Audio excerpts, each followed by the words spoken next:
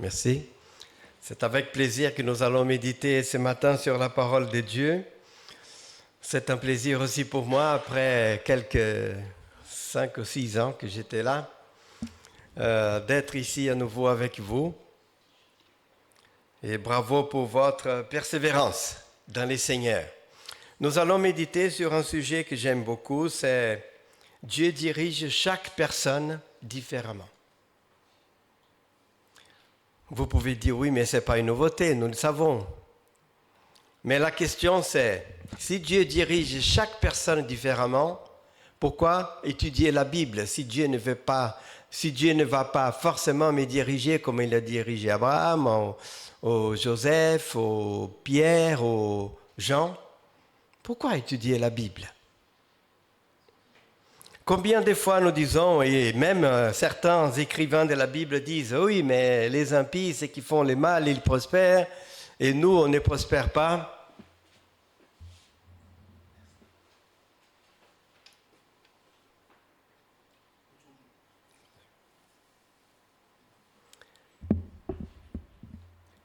Comme ça. Et là, nous, on ne prospère pas. Qu'est-ce qui se passe avec les seigneurs? Ça fait peu de temps, une personne qui m'a dit, je ne vais plus aller à l'église, à quoi ça sert de donner la dîme, de prier, de fréquenter les réunions de prière, ça ne va pas, dans ma vie c'est toujours compliqué, toujours difficile, j'arrête, je n'en peux plus. Je ne vais pas critiquer cette personne, je la comprends, chaque personne a ses luttes.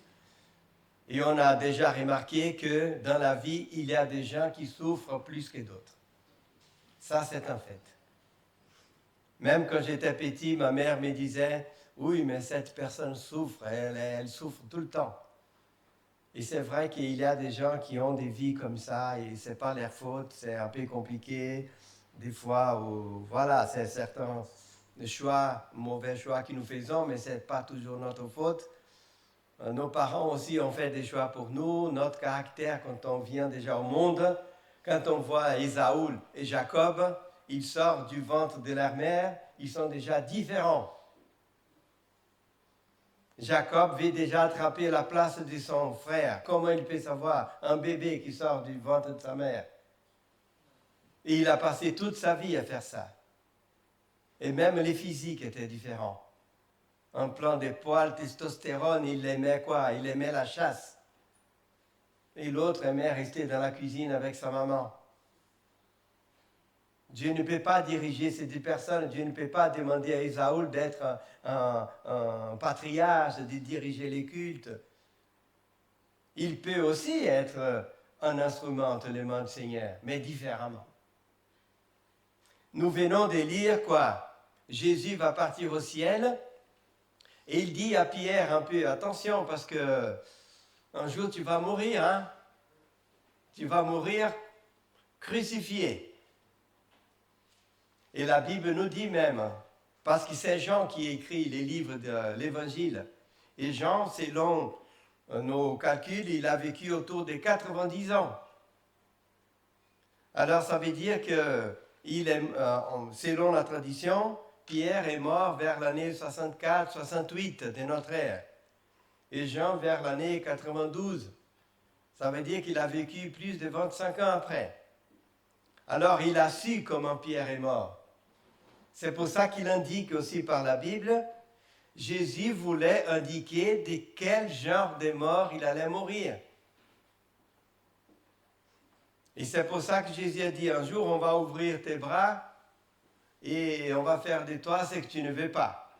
Et Jean nous explique qui, et par la tradition nous savons, que Pierre est mort, crucifié, la tête en bas. Et Pierre demande, Seigneur, il regarde vers l'arrière et il voit les autres disciples qui marchent et il voit Jean. Il dit, celui-là, qu'est-ce qui va se passer avec lui? Et Jésus a dit, si je veux qu'il vive jusqu'à mon retour, qu'est-ce qui ça te regarde? Toi, suis-moi. J'ai un projet pour toi. Lui, j'ai un autre projet pour lui. Et Pierre, même s'il est mort plus tôt, il est quand même l'un des noms de l'Église, et même l'Église chrétienne en général a fait de Pierre les premiers dirigeants de l'Église. Et c'est vrai qu'il était l'un des dirigeants parce qu'à chaque fois qu'on cite les apôtres, on les cite toujours en premier, il est toujours les premiers à parler. Lorsque on va choisir un apôtre à la place de Judas, c'est lui qui s'élève et propose à l'Église de faire cela. Quand ils sont emprisonnés, c'est toujours lui qui fait un discours devant les prêtres. Il était vraiment responsable, peut-être qu'il avait plus d'âge que les autres, mais c'est vrai qu'il était l'un des responsables des apôtres. Jean a fait un travail magnifique. Jésus avait même un autre projet pour Jean. Tu vas t'occuper de ma maman. Vous vous souvenez qu'à la croix, juste avant de mourir, à ce moment-là, Jésus pense qu'il ne va plus jamais ressusciter, à ce moment précis. Parce qu'il est mort, la mort qui serait la nôtre, cette séparation éternelle de Dieu. Et juste avant de donner sa vie pour que Dieu applique cette mort qui est la deuxième mort, ces sentiments que tu ne reviens plus, il dit, Jean, voici ta mère. Mère, maman, voici ton fils maintenant. Pourquoi Jésus fait ça juste avant de mourir s'il sait qu'il va ressusciter 2 jours après? Vous voyez comme la Bible est incroyable? C'est parce qu'à ce moment-là, il ne sait plus qu'il va revenir. Parce que Dieu va les charger de mon péché, de ton péché, de la mort éternelle. Parce que la mort que nous allons mourir un jour, si Jésus ne vient pas, d'ici 30, 40 ans, c'est la conséquence naturelle du péché, pas la conséquence spirituelle. Lorsque Dieu dit à Adam, les jours où tu mangeras, tu mourras, ça veut dire la mort éternelle, séparation éternelle, celle que tu ne peux plus jamais revenir. La première, c'est une conséquence naturelle, on peut revenir. La deuxième, on ne revient pas. Et c'est celle-là que Jésus a payé pour nous, parce qu'elle est terrible. Et c'est pour ça qu'il a dit, Père, pourquoi m'as-tu abandonné? Il ne comprend pas. Mais il a la confiance de laisser sa vie entre les mains de Dieu. Et je vais vous présenter 2 exemples. La Bible en a plein. 2 exemples de comment Dieu a dirigé 2 cas plutôt semblables. Si ce sont des cas totalement différents, mais des cas plutôt semblables, mais que Dieu a traités différemment, selon les besoins du moment. J'aimerais juste, avant de commencer, de vous rappeler que si nous devons étudier la parole de Dieu, la Bible, ce n'est pas pour connaître la vie d'Abraham, d'Isaac, de Jacob, de Joseph, de Paul. Ce n'est pas ça l'objectif de la Bible. Ce n'est pas d'étudier la vie des hommes. Pour ça, nous avons des livres d'histoire, nous avons sociologie, psychologie pour étudier les êtres humains.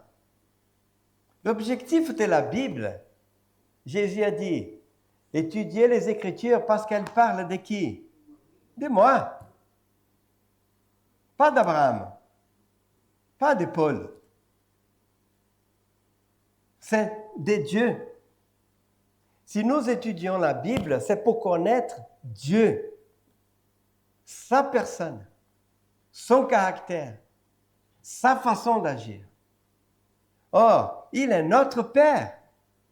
Mon père est là au Brésil, il est toujours vivant. Hein? Mais mon véritable Père, c'est Dieu. Notre Père, c'est Dieu. C'est lui qui nous a créés. Nous avons été créés à son image. Et même si les péchés sont entrés en nous, nous avons toujours l'image de Dieu, sinon on ne serait pas là. Sinon le monde aurait déjà autodétruit les uns les autres. Dieu est même dans les cœurs de la pensée des athées, parce qu'ils font aussi les biens. Dieu ne s'est pas retiré de ce monde, sinon ça serait l'ennemi qui allait entrer dans tous les êtres humains. Or, c'est important pourtant de connaître Dieu. Et la seule façon que nous avons de connaître Dieu, c'est sa parole. Et Jésus-Christ, qui est Dieu, c'est notre Créateur. La parole, la Bible dit, ces dieux-là, j'aime beaucoup insister sur cela. Les dieux qui disent qu'il est la lumière, qu'il est des étoiles, qu'il est des plantes. C'est Dieu qui parlait. Façons l'homme à notre image. Qui est ces dieux-là? C'est les pères, les fils, les deux, ça n'importe pas. Est-ce que ça a une importance? Si. Nous sommes tous sortis du corps de notre père ou de notre mère. Un bébé, s'il y avait un extraterrestre ici pour expliquer, hein, il y a un homme et une femme. Il dit, voilà, ces deux-là vont produire un enfant. L'enfant vient au monde, le bébé, et l'extraterrestre va retourner dans sa planète et va dire, oui, sur la Terre, les bébés sont les enfants des hommes aussi bien des femmes que des hommes. Ce n'est pas exactement la même chose. Il sort du corps de l'homme en forme d'une cellule, mais c'est dans les corps de la femme qui se développe. Dans l'eau, c'est pour ça que Jésus a dit il faut naître à nouveau, mais d'une nouvelle naissance. Et il sort déjà un bébé, un être humain, prêt, mais pas du corps de l'homme, du corps de la femme. Oui, mais les deux sont parents. Oui, mais c'est la maman qui allait. Or, c'est différent.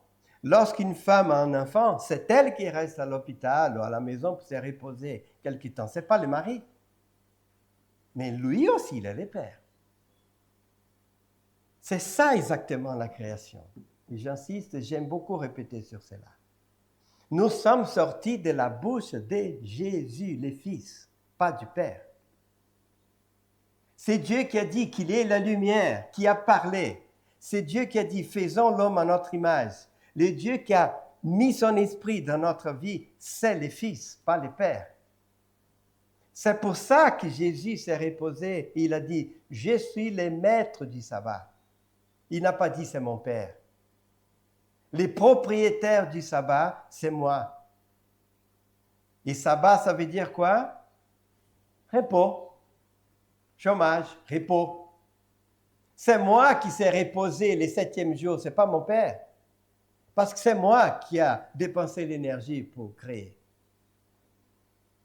Même si Dieu ne se fatigue pas, mais c'est qui? Lorsque Jésus est mort sur la croix, qu'est-ce qu'il a fait pendant les sabbats? Pourquoi ne pas ressusciter samedi matin? Pour consoler sa maman, pour consoler ses disciples. Pourquoi ne pas ressusciter? Pourquoi il est resté au tombeau? Pour montrer quoi? Qui c'est lui qui a créé la terre? C'est lui qui, après la création, s'est reposé. Et dimanche, au premier jour, il sort, c'est la lumière. On recommence à nouveau. C'est lui la lumière. Vous voyez, c'est important pour nous. C'est important parce que Dieu est notre Père, comme nous, les hommes, nous sommes les papas de nos enfants. Mais c'est Jésus, là. La Bible dit, les verbes s'est fait quoi?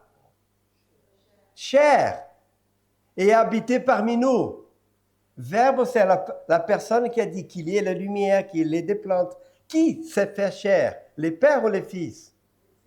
Alors, qui a dit ces mots-là, qu'il y ait la lumière? Jésus.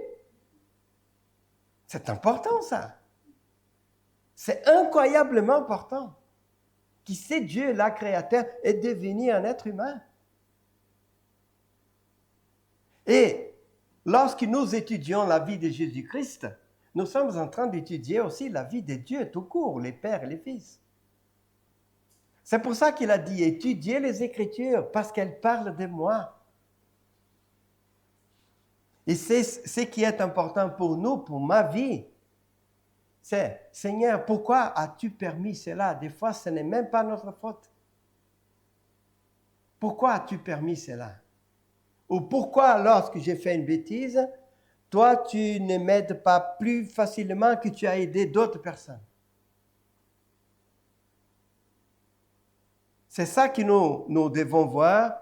Et pour cela, j'ai dit souvent, pour moi, chaque fois que j'ai lu la Bible, j'ai dit, waouh, je suis là en train de connaître les caractères de Dieu. C'est le seul moyen que nous avons. Et j'ai dit à mes étudiants, lorsqu'ils sont étudiants en théologie, théos, ça veut dire en grec Dieu. Et logie, logo, ça veut dire étude, comme sociologie, hein? Psychologie. Tout ce qui est logie, c'est étude. Théologie, ils sont là pas pour étudier Abraham, Isaac, Jacob, c'est la tête de Dieu, comment il agit. Et ça, c'est très important et c'est très beau. Je vais vous montrer ici par deux exemples bibliques. Le premier, c'est 1 Roi 17, 2 à 24. C'est beaucoup de textes, mais c'est une histoire que je vais vous raconter un peu. Vous la connaissez peut-être. Vous la connaissez, mais je vais détailler. Nous sommes à l'époque d'Élie, les prophètes Élie, autour des 800 ans avant Jésus-Christ. Élie a vécu 200 ans, disons, après David, 800 ans avant Jésus-Christ, ok? Pour que vous ayez une idée. Le prophète Élie est là et il y a une famine parce qu'il a beaucoup de péchés et il n'a plus de pluie pendant quelque temps. À un certain moment, les rois Akab, les rois de l'époque, il veut tuer Élie. Parce qu'il sait qu'Élie est en train de prier avec les autres prophètes pour que Dieu n'envoie pas la pluie, pour que ces gens la regrettent. Dieu n'a pas demandé de faire ça, mais Élie a prié pour que Dieu fasse ça. Et Dieu l'a fait. À un certain moment, qu'est-ce qui va se passer? Verset 2, on peut commencer avec, à partir du verset 2. Et la parole de l'Éternel fut adressée à Élie en ces termes, en ces mots. Pars d'ici, dirige-toi vers l'Orient et casse-toi près du torrent de Kérit, qui est en face du Jourdain. Tu boiras de l'eau du torrent, et j'ai ordonné aux corbeaux de te nourrir là. On pense que corbeau, soit c'est l'oiseau, soit c'est des nomades arabes. C'est les mêmes mots un peu en hébreu, alors on ne sait pas si Dieu a dit aux corbeaux, oiseaux, ou aux nomades de l'aider. Mais pas de problème. C'est Dieu qui lui a dit, mettez bien ça dans votre esprit. C'est Dieu qui a donné l'instruction. Va près de ces petits fleuves-là, ruisseaux, et reste là, parce qu'on veut te tuer. On continue. Il partit et fit selon la parole de l'Éternel. Il alla s'établir près du torrent de Kérit, qui est en face du Jourdain. On va continuer. Les corbeaux lui apportaient du pain et de la viande les matins et du pain et de la viande les soirs, et il buvait l'eau du torrent.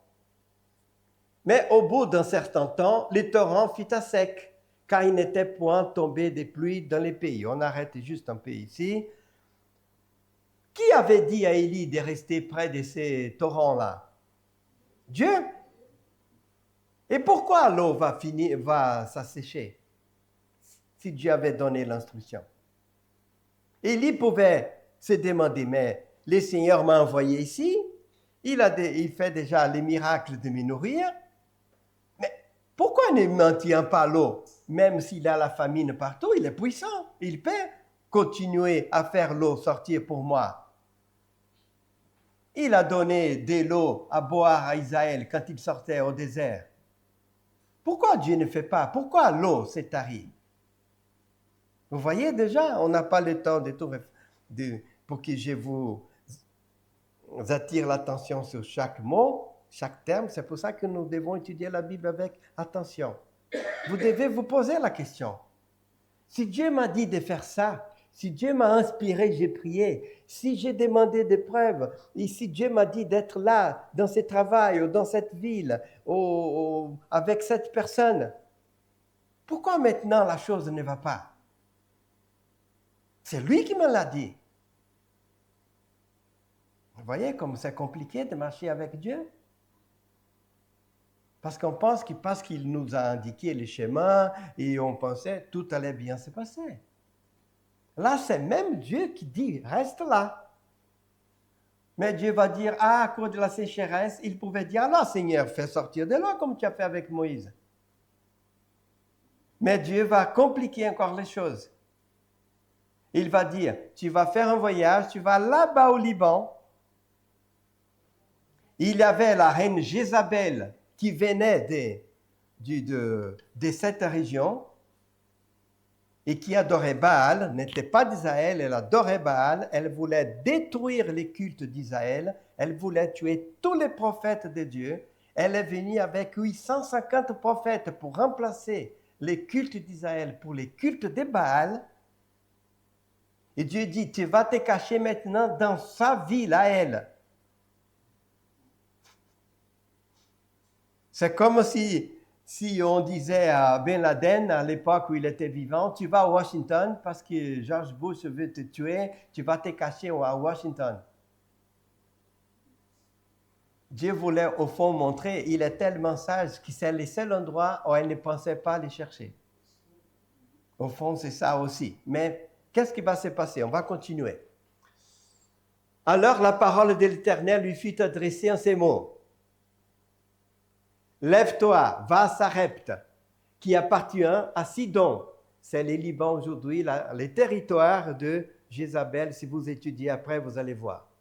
Et demeure là. Excuse-moi. Voici, j'ai ordonné à une femme veuve de te nourrir. Une femme, j'ai ordonné. Avant, dans votre tête, vous allez dire, si Dieu m'a dit, j'ai ordonné, cette femme est déjà au courant, tout est déjà préparé. Vous êtes d'accord? Bon, vous connaissez l'histoire, mais si quelqu'un ne connaissait pas, si Dieu m'a dit, allez, Riban, tu peux partir en France, tu vas faire tes études, tout est déjà prêt, tu vas à Cologne, j'ai déjà ordonné au directeur du campus de te recevoir. Un jour, je vous raconte la galère.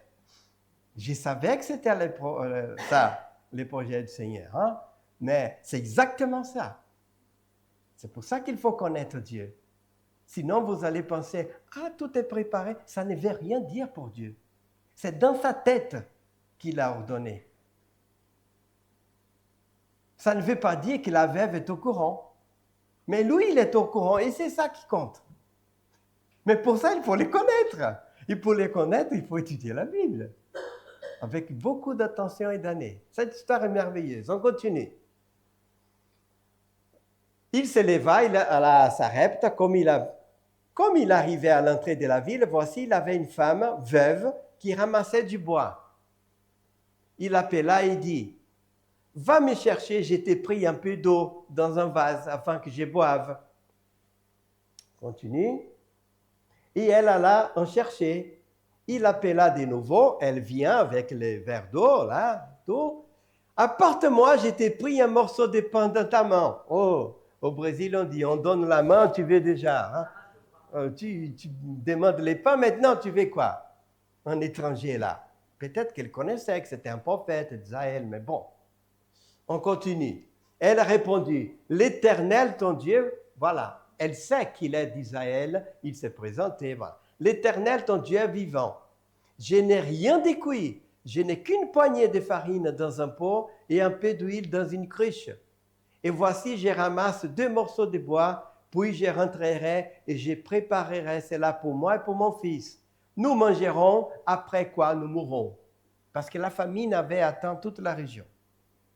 Vous voyez, la femme n'est au courant de rien du tout. Et Dieu avait dit, j'ai déjà dit à une femme de te nourrir. J'ai ordonné à une femme de te nourrir. Elle ne sait rien du tout, elle est veuve. Déjà aujourd'hui, une femme veuve, c'est difficile. Si elle n'a pas, des fois, la retraite de son mari, imaginez-vous, il a 3000 ans, une femme veuve dans une région où il a la famine. Dieu ne pouvait pas choisir un problème plus grand pour Élie. Et qu'est-ce qui va se passer? Élie n'a pas dit, mais Seigneur, qu'est-ce qui se passe? Élie connaissait déjà le Seigneur. Oui, il avait dit que je reste près du ruisseau. Il n'avait plus d'eau. Alors, Élie connaissait Dieu, alors il n'était pas déstabilisé. Qu'est-ce qui va se passer? On continue. Élie lui dit, n'aie crains point, rentre, fais comme tu as dit, seulement prépare-moi d'abord avec cela un petit gâteau, et tu m'apporteras. Tu en feras ensuite pour toi et pour ton fils. La femme a reconnu, tu es un prophète de l'Éternel, de Dieu, oui. Alors, rentre, fais un petit pain là, pour moi d'abord. Ensuite, elle pouvait dire, oui, mais tu es grand et tout, c'est mon fils qui a besoin. Je ne vais pas donner mon pain à toi, un étranger, bien portant, bien nourri par les corbeaux là avec la viande, et mon fils et moi, je vais donner pour mon fils après. Qu'est-ce que ça vous rappelle? Donne d'abord à moi, et ensuite, je suis un homme de Dieu. Qui fait à moi? Jésus a dit, si tu fais à un prophète, tu as fait à moi. Qu'est-ce que Jésus a dit? Cherchez d'abord qui? Les intérêts de Dieu ou les nôtres? Vous voyez, c'est exactement ça. D'abord les choses de Dieu. Quand nous prions, qu'est-ce que Jésus a dit? Voici comme vous devez prier. Notre Père qui est au ciel, que ton nom soit sanctifié, que ton règne vienne, que ta volonté soit faite. Donne-nous. Oh, les pains viennent après. Hein? Les pains et les pardons viennent après. D'abord, que ton nom soit sanctifié, que ton règne vienne, que ta volonté soit faite. C'est ça qui compte. Après ma vie, voilà. Quand nous prions, nous demandons toujours d'abord pour nos bobos. Regardez nos réunions de prière. Faites un test. Si on va d'abord prier pour la fédération, pour nos pasteurs, pour que ça puisse avancer, pour que Dieu puisse susciter plus de personnes, pour que l'évangile avance, que d'autres puissent connaître la foi que nous connaissons. Non, on ne prie presque jamais pour nos pasteurs, presque jamais pour nos fédérations. On commence, j'ai un problème, j'ai besoin d'une maison, ou un problème de travail, ou un problème de santé. Tout ça, c'est important. Mais tout ça, pour Dieu, c'est secondaire. Pourquoi? Ce n'est pas lui qui a besoin de quoi que ce soit. Mais il veut qu'on s'intéresse à ce qui lui, quand on dit que ton nom soit sanctifié, que ta volonté, quelle est la volonté de Dieu? C'est que tout le monde se sauve. Que ton règne vienne. Le règne de Dieu est déjà venu par Jésus-Christ. Il a dit, le royaume de Dieu est déjà entre vous.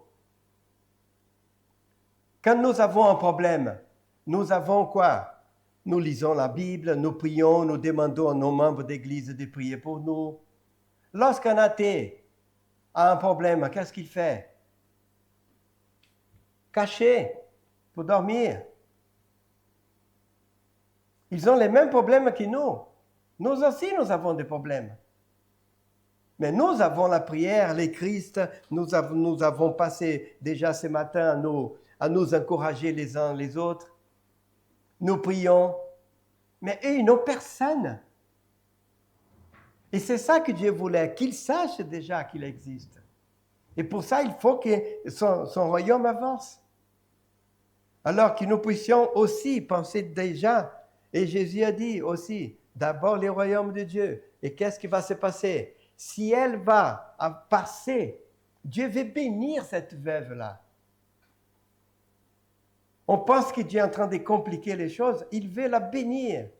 Mais c'est un test difficile. Mais Dieu n'allait jamais envoyer Élie vers cette veuve-là. Peut-être qu'il avait une autre veuve à côté qui n'avait pas atteint encore cette foi-là. Alors Dieu est en train de la diriger différemment. Dieu ne peut pas demander ça. S'il a demandé, c'est parce qu'elle avait la force de le faire. Et qu'est-ce qu'elle va faire? On va voir les versets qui suivent. Pour toi et pour ton fils. On continue. Car ainsi parle l'Éternel, le Dieu d'Israël. la farine qui est dans ton pot ne manquera point, et l'huile qui est dans la cruche ne diminuera point, jusqu'au jour où l'Éternel fera tomber la pluie sur la face du sol. On continue. Elle fit selon, elle a eu la foi en Élie, hein?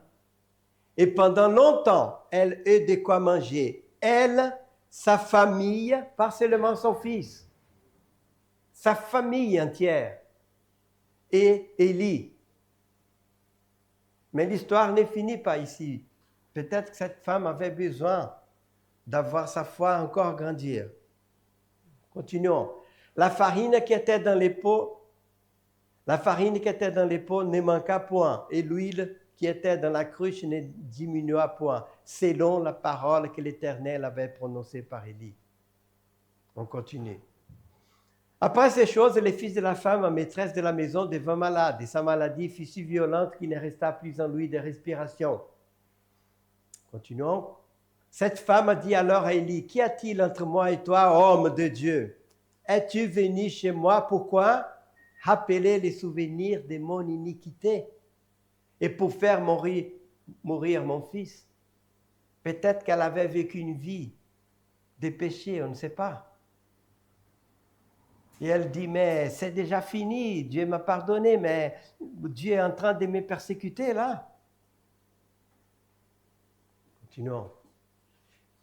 Il lui répondit, donne-moi ton fils. Et il est pris du sang de la femme, monta dans la chambre haute, il demeurait, oui, et les coucha sur son lit.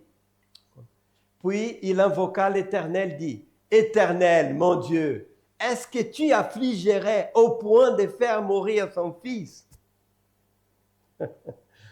Même cette veuve chez qui j'ai été reçu comme un hôte, au fond, il tire les oreilles de Dieu. Seigneur, c'est pas possible.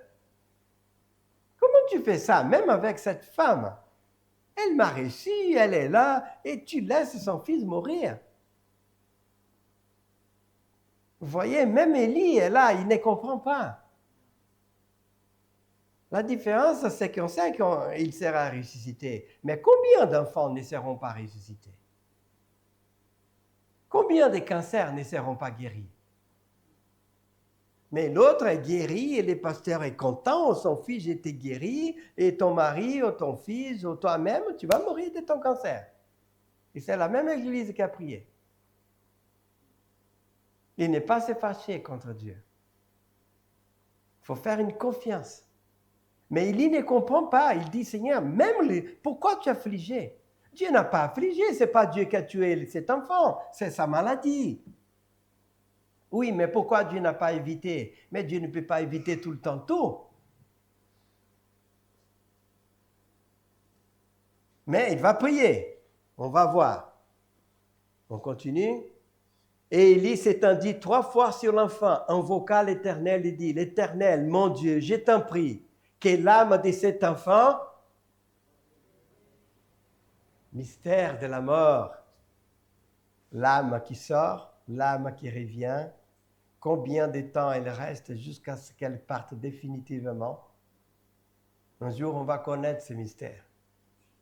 Lorsqu'une personne est décédée, morte, jusqu'à 3 minutes, on peut faire démarrer le cœur encore. Ça veut dire que l'âme est toujours là, mais le cœur et le cerveau sont arrêtés. Mais avec l'électricité, c'est pas quoi, ça revient. Mais après quelques minutes, elle part et de toute façon, sinon le cerveau va être endommagé. Mais si Jésus ne venait pas d'ici 300 ans et que chacun avait une injection, un médicament, et si on a une attaque, plus vite pour que les cellules ne pourrissent pas, et on peut garder la personne encore une journée, 2, 3, 4, 5, 10, et elle revient encore. Vous allez me dire, c'est fou, c'est impossible. Qu'est-ce que nous en savons? Mais ce n'est pas ça le sujet, c'est juste pour nous taquiner les mystères. Pourquoi elle va se coucher sur l'enfant? Pour le réchauffer. C'est intéressant. Bon, un jour, on va connaître qu'est-ce qui se passe quand on meurt et l'esprit retourne à Dieu. Qu'est-ce que ça veut dire? Au-dedans de lui, il demande, qu'est-ce qui va se passer? On continue. L'Éternel écouta la voix d'Élie. Et l'âme de l'enfant, rêvant au-dedans de lui, il fut rendu à la vie. Élie prit l'enfant, descendit de la chambre haute dans la maison et le donna à sa mère. Et Élie dit, vois ton fils vivant. Et le dernier verset de cette partie. Et la femme a dit à Élie, je reconnais maintenant. Je reconnais maintenant que tu es un homme de Dieu. Tiens. Et que la parole de l'Éternel dans ta bouche. Ça veut dire que lorsqu'Élie avait dit, ainsi dit l'Éternel, l'huile ne va pas manquer, la farine non plus. Et toi, tu as vu tous les jours là, tu ne reconnaissais pas encore, hein?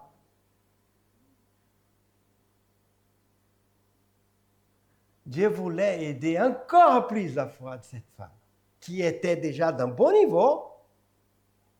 Dieu n'a pas tué son fils, mais en permettant, alors qu'Élie était là, qui pouvait les faire venir, grandir encore la foi de cette femme. Et voilà cette histoire. 800 ans après, Jésus, je n'ai pas mis ici, je ne vais pas citer, je n'ai pas pris les textes, mais vous connaissez, Jésus va visiter cette région-là.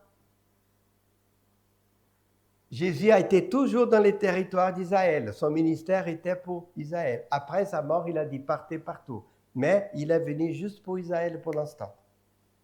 Mais un jour, il part. Il va dans cette région des Sidons. Et là, il a une femme qui a une fille possédée par les démons. Et elle demande à Jésus de la guérir. Qu'est-ce que Jésus répond à la femme? Non, je ne suis pas venu, je ne suis venu que pour les enfants d'Israël. Et il a dit quoi? Ce n'est pas bon de prendre les pains des enfants d'Israël et donner aux chiens, vous les étrangers, les petits chiens. Mais il a parlé aux petits chiens. Le problème, c'est qu'on n'a pas le visage de Jésus. Jésus n'a pas dit, je ne vais pas prendre les pains d'Israël pour donner à vous les chiens. Peut-être qu'il a dit, je ne vais pas prendre les pains pour donner aux petits chiens. Qu'est-ce qu'elle répond, cette femme? Oui, Seigneur, tu as raison.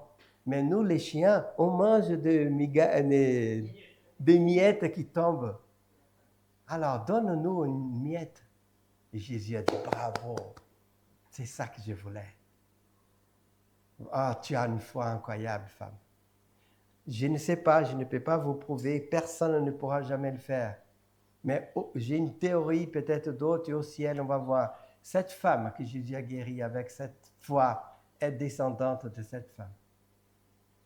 Je suis absolument certain, parce qu'il n'y a pas de raison que Jésus aille seulement dans cette région, faire ses miracles et rentre dans la même région. Peut-être que Dieu veut nous montrer qu'il garde sa miséricorde jusqu'à 1000 générations, on le sait. Mais revenons à notre exemple encore, un deuxième. C'est dans les livres des rois, 2 Rois 4. C'est un exemple maintenant avec les disciples d'Élie. C'est Élisée. Élisée est parti au ciel et il a laissé un disciple, et Élisée, pour continuer son ministère. D'accord? 2 Rois 4, de 1 à 7. C'est aussi une histoire d'une veuve et d'huile et de pauvreté. Mais Dieu, là, va traiter la chose différemment. Regardons bien l'histoire. Une femme d'entre les femmes des fils des prophètes cria ou demanda à Élisée en disant, « Ton serviteur, mon mari, est mort. » Il suivait aussi Élisée, cet homme, mais il est mort. Et tu sais que ton serviteur craignait l'Éternel. Or, les créanciers est venu pour prendre mes 2 enfants pour faire esclaves, parce que je ne peux pas payer les dettes que mon mari a laissées. Continuons. Élisée lui dit, « Que puis-je faire pour toi? Dis-moi, qu'as-tu dans la maison? » Elle répondit, « Ta servante n'a rien du tout. » à la maison qu'un vase d'huile, alors elle a quelque chose. Avant que tu continues, c'est intéressant que Dieu part toujours, qu'est-ce que tu as? Quand il a créé l'homme, il a pris l'argile qui existait déjà. Il a mis sa puissance. Quand il a créé Ève, la femme, il a pris la côte de l'homme qui avait déjà toutes les cellules et il a fait une femme. La Bible dit qu'il a fait aussi les animaux et les oiseaux de la terre. Quand il va créer les poissons, il a dit que la mer produise. Je vais mettre mon pouvoir, mais qu'elle produise. Déjà, il a des éléments là. Que la terre produise des semences. Et au début, là, on ne sait pas comment tout est venu au monde. Parce que Dieu n'a pas dit qu'il y ait les roches, qu'il y ait de l'eau. Dieu n'a jamais dit ça. Il a créé ça différemment peu à peu. Vous vous souvenez, Jésus est allé transformer l'eau en vin, qu'est-ce qu'il a dit? Ah, Jésus a prié comme ça et les jarres étaient pleines de vin. C'était ça. Il a dit, mettez de l'eau dans les vases. Ça, vous pouvez le faire. Et tout ce que nous pouvons faire, Dieu ne fait pas. C'est toujours comme ça. Si vous regardez toute la Bible, ce que toi tu peux faire, il ne le fait pas. Ce n'est pas Jésus qui distribuait les pains lorsqu'il multipliait, c'est les disciples. Ce n'est pas lui qui a fait les 2 poissons et les 2 poissons et les 5 pains. Il a dit, apportez-moi ce que vous avez déjà. Qu'est-ce que vous avez là? Oh, 2 poissons et 5 pains, mais pour 5000, apportez-moi ça. À partir de ça, on va faire quelque chose.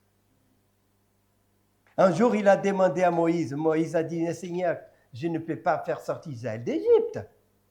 Israël était plus puissant que les États-Unis à l'époque, Pharaon. Je ne peux pas aller là contre lui. Dieu a dit, qu'est-ce que tu as là dans ta main? Il a dit, un bâton. Dieu dit, prends ces bâtons, avec ces bâtons, on va délivrer le peuple. Il avait quelque chose, il avait les bâtons. Et il avait aussi la formation, il avait été formé comme un prince pour diriger des gens au désert, pour écrire des lois. Il avait quelque chose au départ. Mais il ne savait pas très bien parler, peut-être qu'il était un peu bègue. Il a dit, Seigneur, quand je m'énerve, je n'arrive pas. Il a dit, ne t'inquiète pas, est-ce que Dieu a touché la langue de Moïse et l'a guéri? Non? Quelle solution a-t-il trouvé? Ton frère Aaron vient déjà à ta rencontre.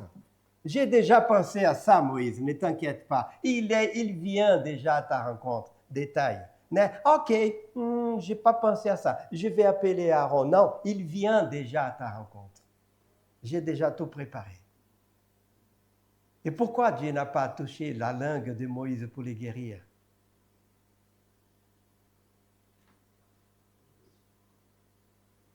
Parce que Dieu ne donne jamais tout à une seule personne. Sinon, la personne va être orgueilleuse.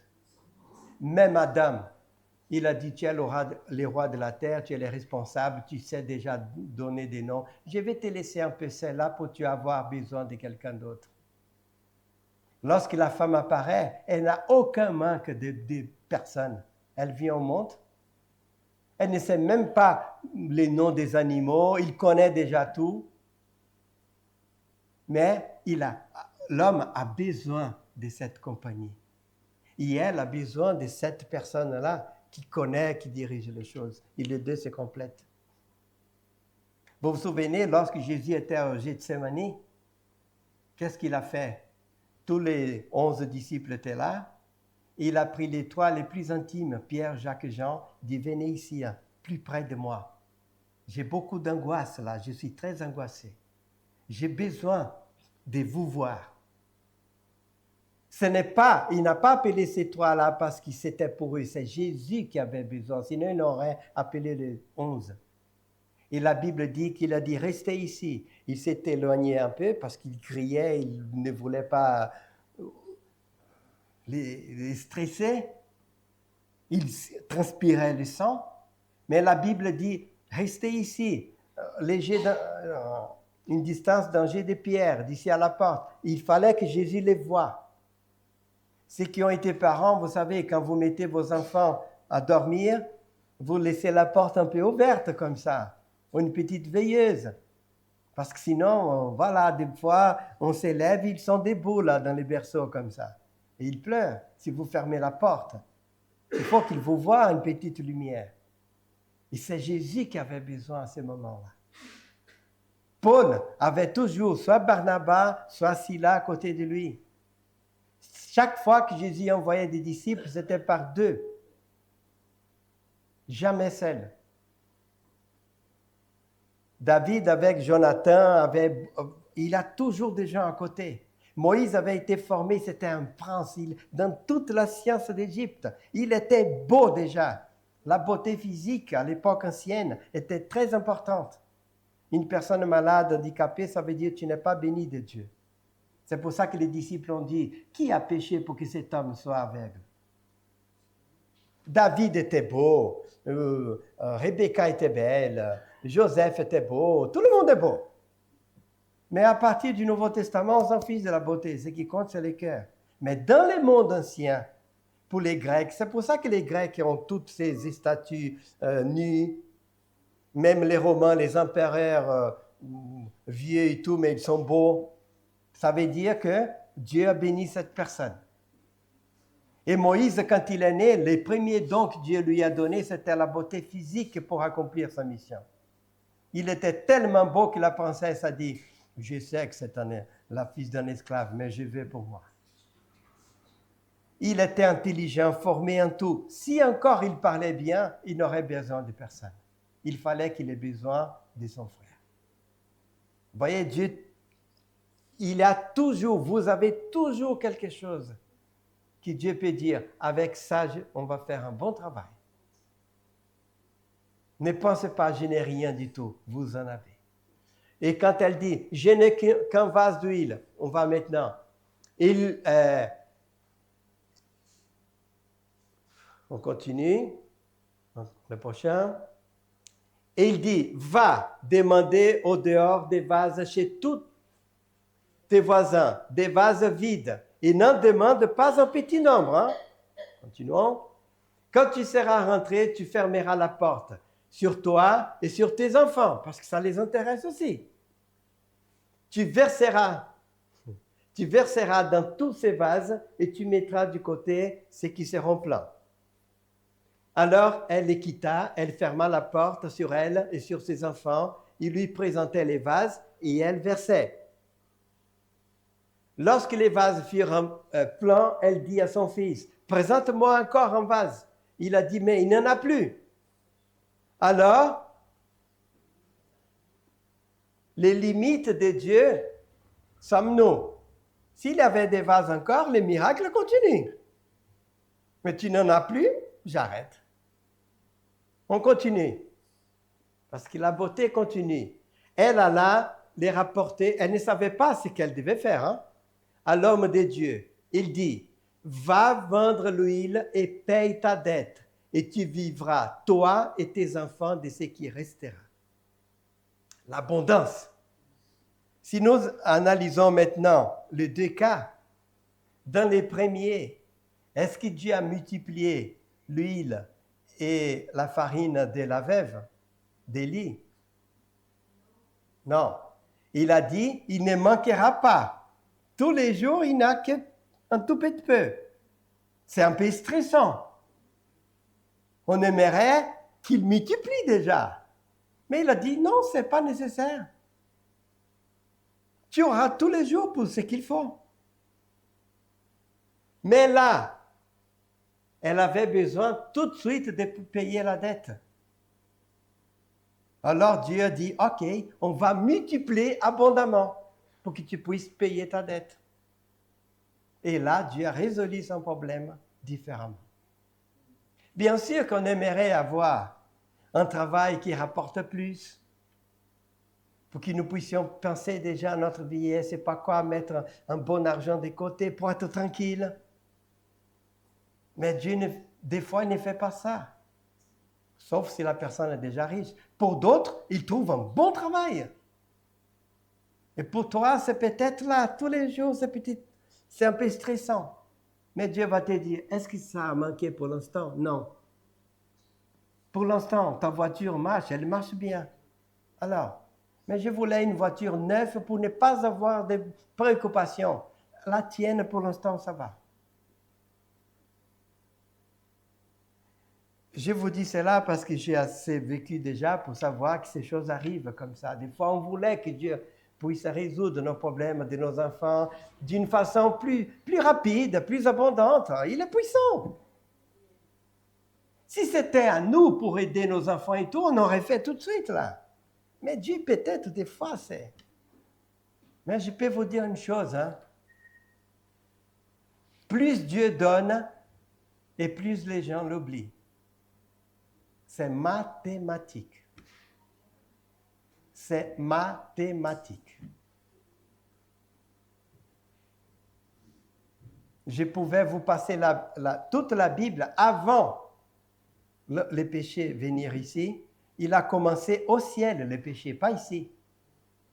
Avec l'ange qui était le plus puissant, et à cause, la Bible dit, à cause de ta beauté et de ta grandeur, tu as dit, je vais être comme Dieu. Au-dessus des étoiles. Étoiles, ça veut dire créature de Dieu. Les autres anges, les autres êtres. Il n'a pas osé être plus que Dieu. Hein? Mais il a dit, je serai comme les très hauts, plus que son fils. Comme les très hauts, je serai comme lui. Et la Bible dit, à cause de ta grandeur, de ta beauté. Et la Bible décrit Lucifer, son physique.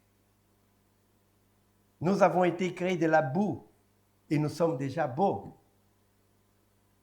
Imaginez-vous Lucifer qui marchait, son manteau, il marchait entre les pierres précieuses. Lucifer, ce nom n'existe pas dans la Bible. Ça veut dire, ça existe dans les latins, mais c'est lui qui transporte la lumière. Luci, ça veut dire lumière, fer, ferro, transporter. Parce que comme il était devant Dieu tout le temps, et Dieu est lumière, vous vous souvenez du visage de Moïse, quand il a passé 40 jours avec Dieu, il brillait comme le fer qu'on met dans le feu et qu'après il est rouge. Comme Lucifer était devant Dieu, les premiers devant Dieu, il captait toute cette lumière. Et quand il partait, c'était comme un rayon. C'est pour ça qu'on appelle celui qui transporte la lumière.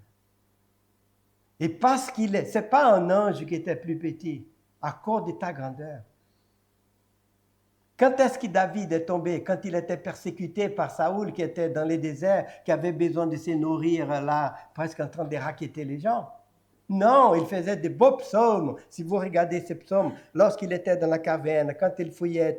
Mais quand il était roi, sans problème, il a vu la voisine. Qui est cette voisine-là? C'est la femme du capitaine. Va la chercher pour moi. C'est roi. Parce qu'il était roi. Lorsque Salomon a commencé les trônes, il a dit, Seigneur, je suis tout petit, là, j'ai une vingtaine d'années, peut-être 25. Je ne sais pas trop comment diriger ce peuple, donne-moi la sagesse. Quand il a eu la sagesse, qu'il a utilisé sa sagesse pour gagner de l'argent, la Bible dit qu'il a oublié Dieu. Et il a fait des temples païens pour tous les dieux de ces femmes païennes, 700 princesses étrangères. Et il adorait les dieux païens.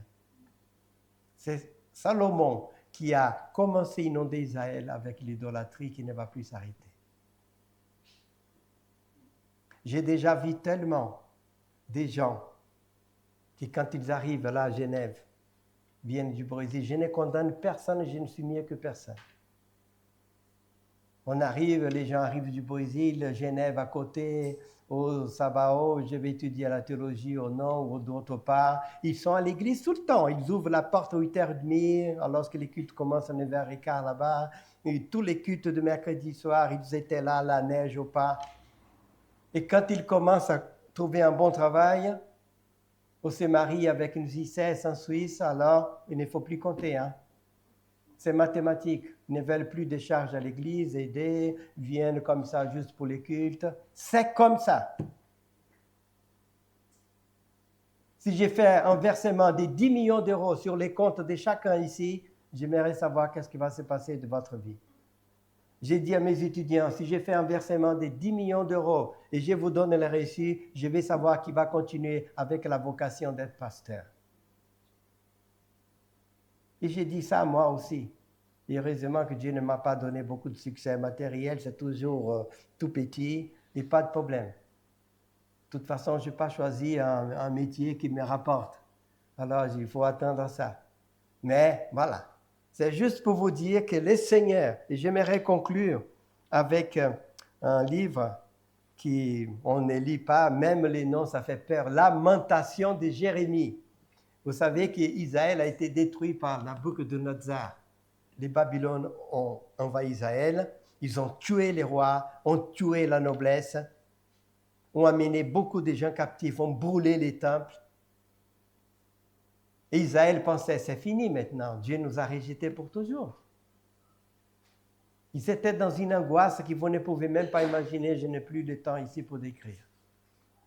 Et Jérémie pleurait tout le temps quand il voyait tous les gens tués, massacrés, les temples brûlés, les rois tués, les nobles en exil, même les prophètes Daniel étaient en exil.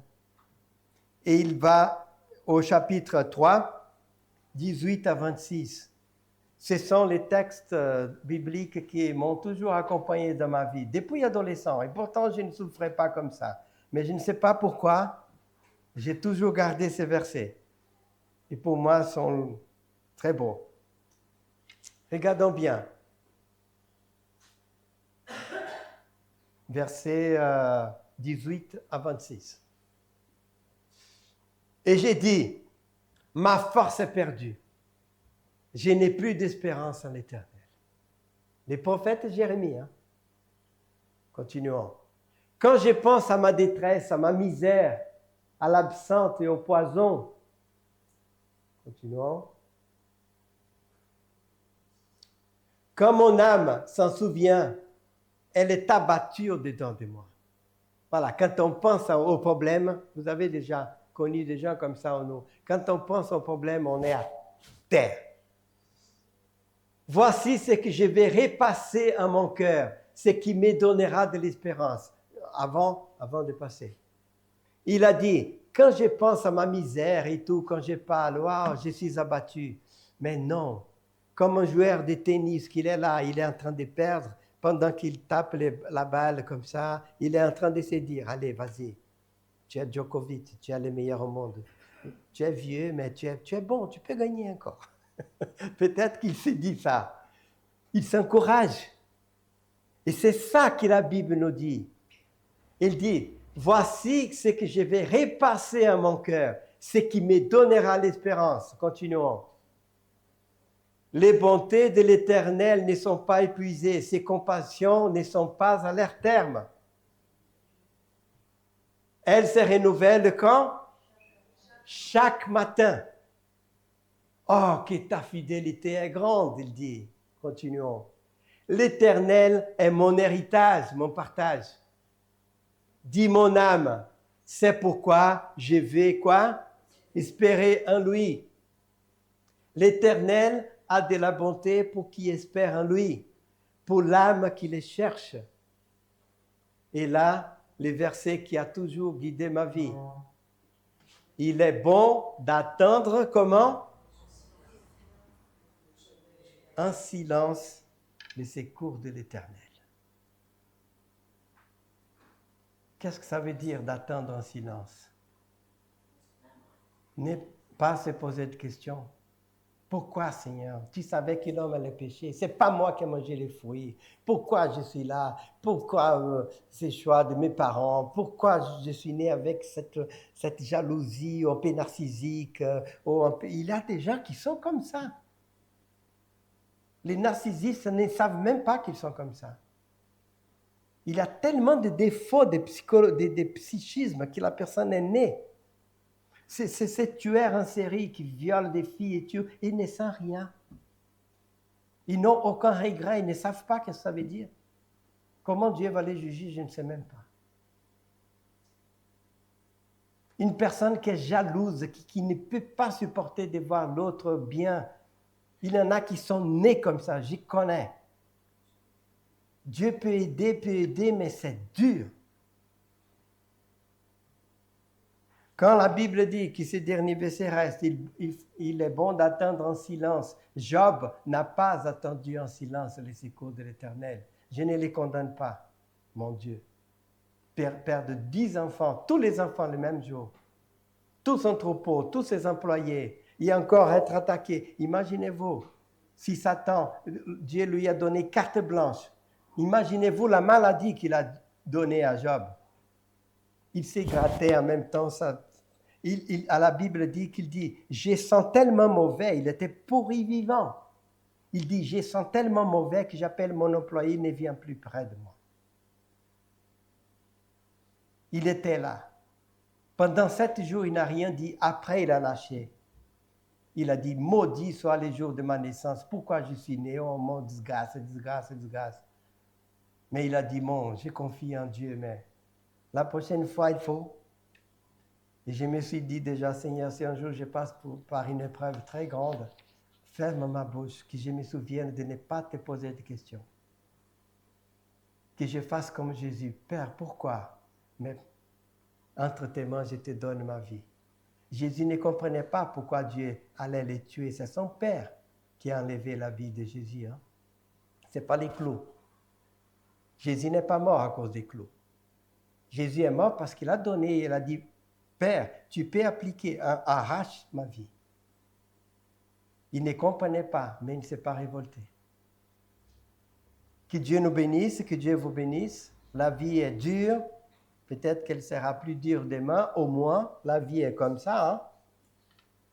Mais que nous puissions faire confiance au Seigneur. Parce que Dieu n'aime pas. Il est amour. N'oublions jamais ça. Il est amour. Il est puissance. Et s'il ne résout pas nos problèmes plus vite ou d'une autre façon, il sait pourquoi le faire. Et comme nous dit Ellen White dans un texte, quand nous allons connaître notre fin au ciel, on va dire au Seigneur, merci par la façon comme tu m'as dirigé. Si c'était pour revenir, j'aurais aimé que tu fasses la même chose. Parce que Dieu ne peut pas commettre une erreur. Et les derniers mots que je vous dis par rapport à ça qui m'aident beaucoup. Quand vous aurez une difficulté, quelque chose qui vous tracasse et qui vous en voulez un peu à Dieu, pas en voulez, mais Seigneur, pourquoi tu n'agis pas? Regardez la croix. Je lisais ça, regardez la croix. La croix est là, qu'est-ce que ça veut dire? Regardez qu'un père est en train d'enlever la vie de son fils, alors que son fils a peur et il clame. Mais que son père a dit, mon fils, il faut que j'arrache ta vie. Un jour, tu vas me dire merci. Il faut juste que tu m'autorises. Il dit, vas-y papa, entre tes mains, je te donne ma vie. Dieu n'a plus rien à prouver qu'il nous aime. Parce qu'il a enlevé la vie de son fils, unique, un Dieu. On ne peut même pas imaginer qu'est-ce que ça veut dire. C'est pour ça que la Bible dit que le pire des péchés, c'est de douter de l'amour de Dieu envers nous. Mais qui, c'est difficile et que nous allons passer par des moments difficiles. Moïse a demandé la mort, Élie a demandé la mort, Jonas a demandé la mort, Job a demandé la mort. Voilà. Dieu comprend, mais il ne faut jamais douter de lui. Que Dieu nous bénisse, que Dieu me bénisse aussi, parce que ce message est pour moi aussi. Faisons confiance en l'amour de Dieu, parce qu'il nous aime. Il l'a déjà démontré, il n'a plus rien à prouver. Et plus tard, nous allons dire merci Seigneur. Merci de votre attention, que Jésus vous bénisse. Je vous invite à vous lever et je vais prier pour nous. Merci Seigneur pour nous avoir permis d'être ici ce matin. Merci pour cette communauté de Saint-Claude. Seigneur, que ta grâce soit avec toutes ces personnes qui persévèrent dans la foi afin de vivre chaque jour de la semaine avec leur entourage, leur voisinage, au travail, aux études, d'une façon telle que d'autres personnes puissent s'intéresser à te connaître. Donne-nous aussi l'envie, les plaisirs d'étudier ta parole tout en pensant que là, nous allons connaître ton caractère, surtout la vie de ton Fils Jésus-Christ, en Dieu fait homme. Apprends-nous, Seigneur, à faire confiance à ton amour et à ta puissance, et que nous puissions déjà comprendre que nous vivons déjà dans la vie éternelle. Nous te demandons ces grâces, nous te remercions par toi et par les sacrifices de ton Fils Jésus-Christ pour nous. Amen.